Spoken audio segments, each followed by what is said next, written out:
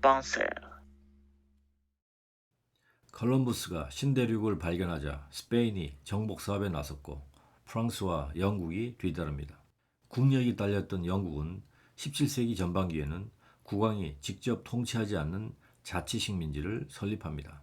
스페인과 프랑스는 국가가 개입하여 식민 사업에 본격적인 관료 제도를 도입하고 지역 대표 제도는 명목상으로만 유지하였습니다.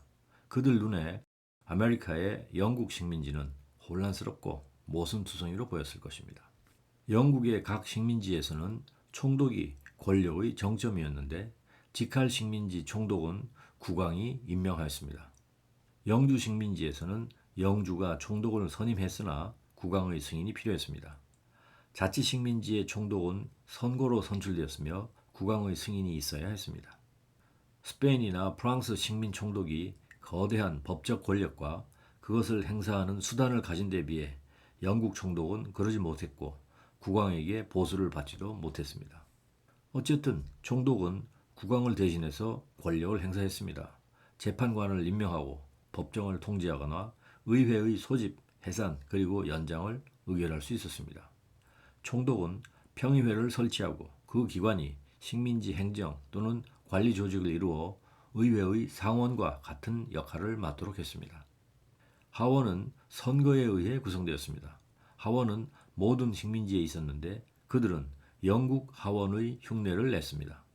영국 하원이 권력을 장악하거나 대담한 행동을 취하면 몇몇 식민지 의회는 그 선례를 따르면서 참고 사례로 인용했습니다.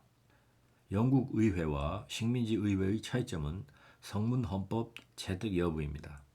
영국과 달리 미국 식민지에는 헌법이 존재했습니다. 1639년에 코네티컷 기본법이 첫 성문법이었는데 그 뒤 다른 식민지에서도 만들게 됩니다. 이런 점에서 미국이 영국보다 근대적이었으며 혁신적이었다고 볼 수 있습니다.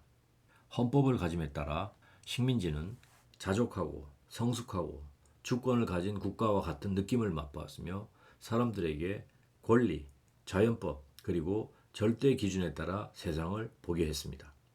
영국 왕은 17세기 후반기에 지배력 회복에 나서는데 기존 식민지 허가서를 취소하거나 갱신을 거부해서 자치 식민지와 영주 식민지를 국왕의 직할 식민지로 바꾸는 방법입니다. 하지만 식민지 자치의회가 가진 권력을 되돌려 받을 수 없었습니다. 1688년에는 명예혁명으로 왕권 신수의 군주제가 의회의 규제를 받는 입헌군주제로 바뀌면서 국왕의 권력이 약화됩니다. 윌리엄 3세는 영국 식민지를 재편하려 했으나 아무런 성과 없이 식민지 의회의 권리를 인정해야 했습니다. 18세기 전반기 미국 본토 식민지의 역사는 각 의회의 하원이 권한을 확대해가는 과정이었습니다.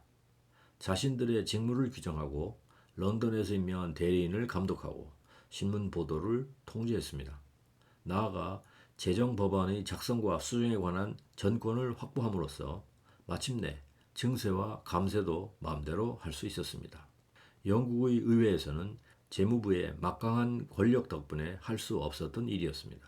그에 따라 재정관과 세금 징수원을 임명하여 급료를 지불하고 행정비용을 규제했으며 총독을 포함한 모든 관리를 연간 급여 체계에 따르도록 조치했습니다.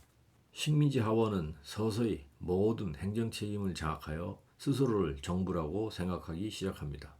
모든 식민지 의회에서 늦건 빠르건 간에 하원이 우위에 선 것은 필연적인 현상이었습니다.